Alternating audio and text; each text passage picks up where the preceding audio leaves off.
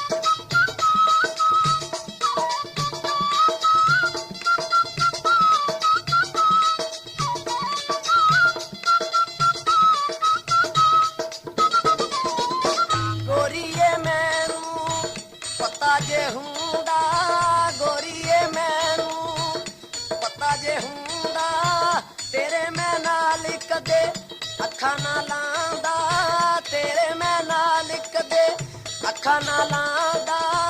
फट तू लाए बल्ले नी सोनिए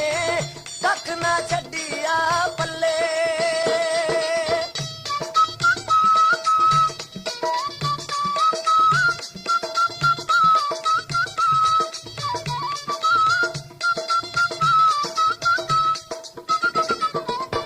दस दे गोरीए किवें मैं आवां दस दे गोरीए मैं आवा जिथे तू बसे हो किथे ने थावा जिथे तू बसे हो किथे ने थावा रो रो के रात लगाई नी गोरीए याद जो तेरी आई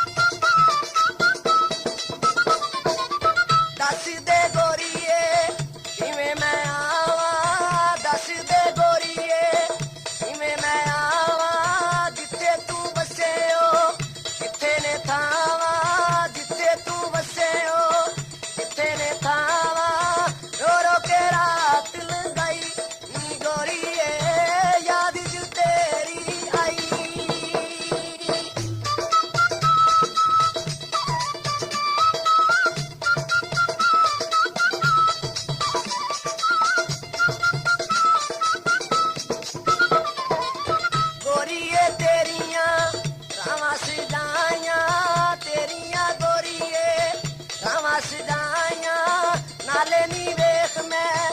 ਅੱਖਾਂ ਵਿਛਾਈਆਂ